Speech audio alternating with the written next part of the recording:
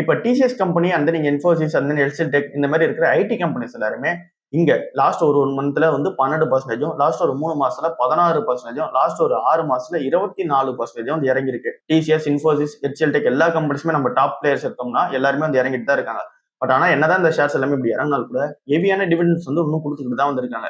எக்ஸாம்பிளுக்கு TCS company எடுத்தோம் அப்படின்னா 110 ரூபா பர் ஷேருக்கு டிவிடெண்டா இந்த ஒரு டோட்டல் ஃபினான்ஷியல் 2026 வந்து கொடுத்துருக்காங்க. இதே மாதிரி நம்ம இன்ஃபோசிஸ் கம்பெனி பக்கம் வந்து அப்படின்னா 25 ரூபா பர் ஷேருக்கு டிவிடெண்ட் வந்து கொடுத்துருக்காங்க. எல்செல்டெக் கம்பெனி 24 ரூபாய் லாஸ்டா வந்து கொடுத்தது. எல்டிஎம் என்ட்ரி வந்து ஒரு 53 ரூபா கொடுத்துருக்காங்க. டெக் மஹிந்திரா ஒரு 50 ரூபா கொடுத்துருக்காங்க. அந்த நீங்க ஆரக்கிள் ஃபினான்ஷியல் சர்வீசஸ் கம்பெனி வந்து 270 ரூபா பர் ஷேருக்கு வந்து இன்டர்ம் டிவிடெண்டா வந்து கொடுத்துருக்காங்க. டாடா எலக்ஸி வந்து 75 ரூபா பர் ஷேருக்கு டிவிடெண்டா வந்து கொடுத்துருக்காங்க. பெர்சன்சன் சிஸ்டம் வந்து இங்க 18 ரூபா பர் ஷேருக்கு வந்து டிவிடெண்டா கொடுத்துருக்காங்க. விப்ரோ கம்பெனி டிவிடெண்ட் வந்து அனௌன்ஸ்மெண்ட் வந்து பண்ணல. 15,000 கோடி ரூபாய்க்கான பைபேக் தான் அனௌன்ஸ்மெண்ட் வந்து பண்ணிருக்காங்க. ஸோ இந்த நியூஸ் எதுக்காக சொல்றேன் அப்படின்னா, என்னதான் எங்க ஐடி கம்பெனிஸ் எல்லாமே இங்க ஸ்ட்ரகிள் வந்து ஃபேஸ் பண்ணாலும், ஓப்பன்ஐயோட புது டூல்ஸ்னாலையும் ஆந்திரபிக்கோட புது டூல்ஸ்னாலையும் வந்து எங்க ஸ்ட்ரகிள் ஃபேஸ் பண்ணாலும் கூட இந்த கம்பெனிஸ் எல்லாருமே ஹெல்த்தியான டிவிடெண்ட் வந்து கொடுத்துட்டு வராங்க. ஸோ அதுக்காக தான் இந்த நியூஸ் வந்து சொல்லிட்டு இருக்கோம்.